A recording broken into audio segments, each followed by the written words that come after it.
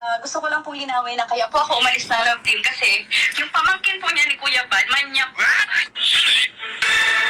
Yun.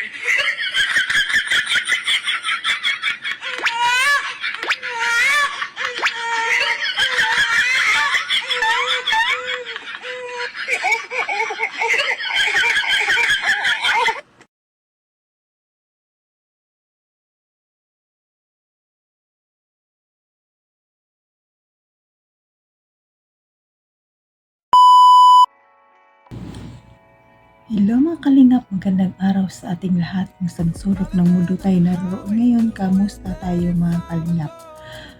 Ngayong araw mga kalingap, magbigay tayo dito ang opinion natin dito sa vlog sa ni Starax mga kalingap na tungkol kay Kalangap Ido, ang totoong ugali ni Kalangap Ido. As base sa aking obserbasyon, si Kalangap Ido talaga ay sobrang bait talaga niya. Kahit napapanood lang natin siya sa YouTube, pero alam natin kung ano talaga ang kanyang pagkataon. Talagang sinabi ni Starax na napakabait, napakarespeto, magalang si Kalangap Ido, concern sa mga kasanghan. Talagang ganyan din ang pagkakakilala ko kay Kalingap Ido. Hindi siya yung tao na makasarili. Lagi kanyang maalala. Kahit nga sa papanood lang natin, alam natin kung ano talaga siya. Pero yung mga binimitang, parang hindi talaga ako maniwala sa kanya. Yung mga sinasabi na ganyan siya. Pero hindi talaga ako naniniwala dahil sa pagkakilala ko sa kanya, ganyan talaga siya kabait, no? Pero bago natin pag-usapan dyan mga kalingap, pag-support ang ama ng kalingap, Bal Santos Matubang, Ate Edna Vlog, Kalingap Rab, Kalingap Ido, Jack Tapia Matubang, charity vloggers, K-boys at mga reactors at mga kasama kong reactors sa KSG, supportaran natin mga kalingap. At ang iyong lingkod sa araw na ito, Jasmine Sarupag Channel. Kung di ka pa nakasubscribe, please subscribe and don't forget to hit the notification bell para updated ka sa aking mga video na ina-upload mga kalingap. At ito lang aking sasabihin, kung sino pa ang hindi nakasubscribe sa akin, please subscribe and don't forget to hit the notification bell para lagi kang notify sa aking mga video na ina-upload mga kalingap. At ito pa mga kalingap, pakisupport din ang ating kalingap partners. Ano po mga kalingap? At bago tayo mag-proceed, batiin ko muna kayo ng magandang araw, kung saan magandang gabi, kung saan sulok ng mundo tayo naroon ngayon. Mapa Pilipinas, mapa OFW, kamusta tayo mga kalingap? At hilin ko lang ay nasa mabuti tayong kalagayan and good health lang tayo palagi. Tara na mga kalingap, samahan niyo ako manood tayo ng video. Tara, let's go. Para magbigay tayo ng ating komento dito. Tara, let's go. 1, 2, 3, go. Samahan niyo ako. Ang pagkakilala ko sa kanya ay sobrang bait, matulungin, mapagmahal sa mga kasamahan, maalahanin, higit sa lahat, mapagbigay mga kalingap. Pangalawa, si Eds yung tipong madaling lapitan. Siya yung taong pag sinabi mo sa kanya is hindi kanya matitiis. Si Eds yung tipong kaibigan mong ipaglalaban mo dahil nasa kanya po ang tunay na mayroong pusong mabuti mga kalingap. Siya yung hindi ka dadalhin sa kapahamakan. Siya yung magtuturo sa iyo ng mabuting asal. Minsan siya po yung nagsasabi sa amin na, Kuya Starax, huwag natin gawin yan dahil pangit yan. Kuya Starax, huwag tayong mag-create ng bashing dahil hindi maganda yan. Pangatlo, siya yung taong tahimik lang. Ang tanging ginagawa niya lang ay yung kuna nung importante sa buhay niya. Tulad ng pag-scout, minsan mag-isa lang siya. Pag-vlog, bahay, vlogging, kwartan mo makikita yung hindi siya mahilig sa mga happy dito, happy doon. Yun yung isa sa mga ugali niya sa mga kalingap. Kaya sa mga nagsasabi na nag-isip ng kung ano kay Eds, maling-mali po kayo mga kalingap. Maling-mali po kayo. Hindi po si Eds ganun. Kung siya po ay makikilala nyo lang sa personal, baka isipin nyo, sorry Kalingap Edo dahil masama po yung naisip ko sa'yo, which is hindi ka naman po ganun pala. Nakita ko ang totoo mong pagkatao. Pag ikaw po ay nakikita ni Eds, alam po sa aming mga kasamahan niya, pag alam niya po na medyo kami ay nangungulilat or mababa or naiiwan, yun po yung isa sa mga tinututukan niya. Siya na mismo yung magsasabi sa amin, Kuya Starak, sumama ka sa akin para tumaas yung views mo. Kuya Starak, sumama ka sa akin para kahit papano next month ay kumita ka. Kuya Starak, i-vlog mo ako. Kuya Starak, bibigyan kita ng content. Ganun po si Eds kabait, mga kalingap. Kaya sa mga nag-isip sa kanya na masama ang ugali niya, nagkakamali po kayo. Sa mga nag-isip sa kanya na siya po ay involved sa iba-ibang iniisip ninyo tulad ng mga sinabi, si Eds po ay napaka tahimik. Siya yung taong marespeto, mga kalingap. Yung iniisip mo sa kanya ay hindi niya po yun magagawa dahil isipin niyo po, mga kalingap, marespeto, magalang, mapagmahal sa magulang, mapagmahal sa kapatid, mapagmahal sa kapwa, matulungin, may pusong mapagpakumbaba, may pusong maawain sa mga mahihirap. Isipin niyo po, mga kalingap, sino po ba ang nakakakilala kay Eds? Comment down below kung ano yung pagkakakilala niyo po kay Eds, mga kalingap. Sa mga kaibigan po namin sa Hong Kong, sa mga viewers na na-meet ni Eds, na-meet nyo mula noon hanggang ngayon, kung ano po yung nakita niyo po sa kanya. Dahil may mga nababasa po ako, may mga nagko-comment na below the belt. Kayo po yung magpatunay, mag-comment po kayo dyan para mabasa din po nila. Para yung iniisip nila sa taong matulungin at mabait, kahit paano, yung isip nila ay mabago.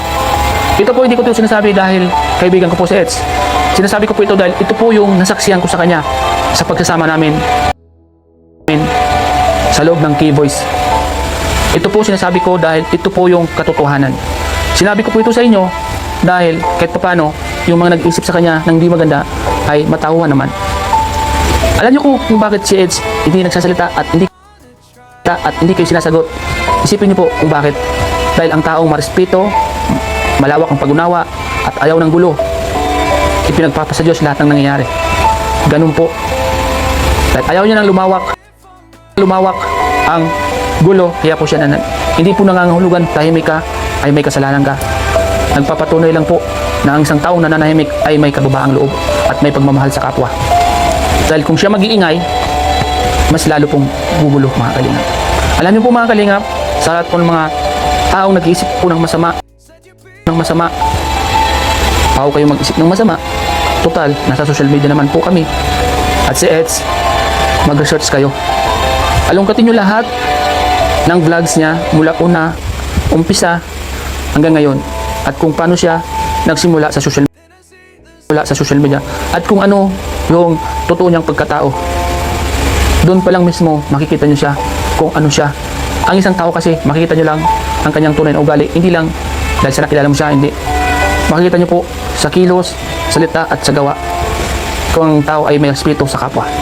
Mga kalingap, sa lahat ng mga viewers natin na nanonood, magmasid, magmatsyag bago tayo manghusga, di ba? Kayo po, mga kalingap, kayo pong mga viewers na minsan nakikinig lang at nakikibasa lang sa mga comment na hindi maganda. Alamin niyo po ang katotohanan. Alamin niyo ang katotohanan at huwag kayong mag-base lamang diyan sa mga sinasabi at nababasa niyo. So, ay mga kalingap, napanood nyo naman klarong-klaro talaga ang sinabi ni Starax na ang ugali ni Kalingap Edo. Noon ko pa naman talaga sinabi na ganyan na talaga ang ugali ni Kalingap Edo. Kahit panonood lang ang ating nakikita sa kanya, pero ang observe ko, ganyan talaga ang ugali niya. Napakabait, magalang, marespeto, at malalahanin sa mga kasama. No, kahit si Kuya Bal at na nagsasabi na ganyan talaga ang ugali ng Kalingap Edo. Pero yung mga binibintang sa kanya ay hindi talaga ako naniniwala na totoo yung mga sinasabi niya. Kasi si Kalingap Edo, INC yan siya. Iba talaga ang INC, sa totoo lang. May mga respeto talaga yan sila. Kaya hindi yan sila basta-basta. Aywan ko kung bakit nasabi ng girl na ganun ang ginawa sa kanya. Pero sa akin lang hindi ako naniniwala. Kung totoo lang na mayroong ginawa ang si Kalangap Ido na ganyan, di ba? May mga proseso naman tayo na pwedeng isampa sa kanya kung totoo yun. Kung mayroon talaga silang ebidensya na binastos talaga siya. Pero hindi natin alam. Pero ang pagkakilala ko talaga kay Kalangap Ido, ganyan siya. Magalang. Laging naalala ang mga kasama. Diba sabi niya nung birthday niya nga, kahit pagod na siya, hindi niya pwedeng hayaan na pabayaan yung mga kasama niya nag-i-interview sa kanya. Diba? Pero bakit ganun lang ka siniraan ang tao? Dapat isipin mo ng tao na sumisira sa kanya ang mga sinasabi niya. Kung talagang mayroon. Pero ako, saludo ako kay Kalangap Ido. Sobrang bait niya. Di ba mga kasama niya, laging niya binibigyan din kahit kasama lang niya. Di ba? Napakabait ng tao nun. No? Kaya hindi din kami hindi talaga kami niniwala. Hanggang ngayon support pa rin talaga kami sa kanya. Kahit pa paano wala man ang girl, pero nandyan pa rin ang support namin sa kanya. 100% yan. Lagi kami nang marathon sa kanyang channel. Kasi laking tulong din sa kanya yun. Sa ganyang tao, talagang dapat supportaran sa ganyang ugali. No, nakita niyo yung video na nakuha ko lang yan sa Facebook.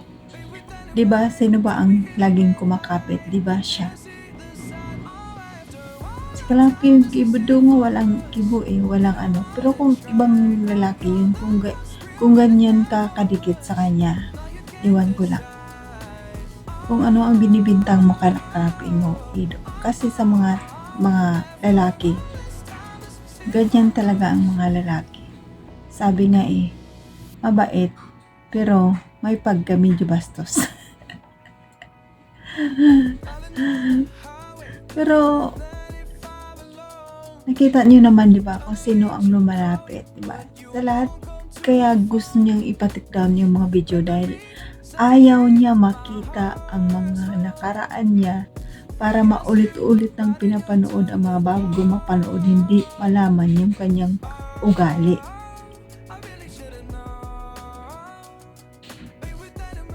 Kasi siya lang laging nagpapakita ng motibo Diba mayroon pang silang vlog na sinabi niya na malapit na magkaano yung bahay nila, cutting ribbon. Diba sabi niya ayaw niyang mawala si Kalangap Ido sa buhay niya.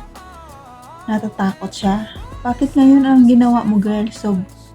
Sobrang iskandalo. Siniraan mo ang tao nang hindi basta-basta. Kahit kaming supporters, masakit sa part namin yun na harap-harapan mong sinabi sa kanya. Napakasakit sa tainga, tututang sakit sa damdamin. Na yung tao na sinisiraan mo, na ang tingin namin na ay hindi magagawa sa iyo. Diba? Mga kalingap? Basta, kung ano man ang sa iyong sinasabi, basta kami mga supporters ng Kalangap Ido, lagi lang kami nagmamahal sa kanya. Diyan lang kami laging support sa kanya dahil nakikita namin ang kanyang kabaitan.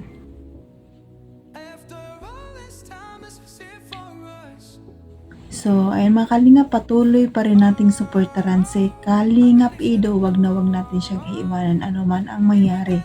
Support pa rin tayo sa kanila.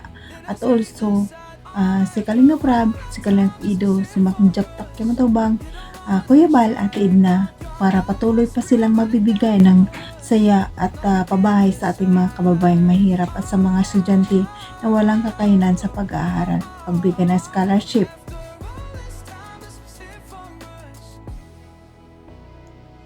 at mga silent viewers natin, mga viewers, mga solid supporters ng Kalingap. Maraming salamat sa inyo na lagi kayo nandyan, nanonood at nag-support sa akin. Maraming salamat sa mga sponsor natin.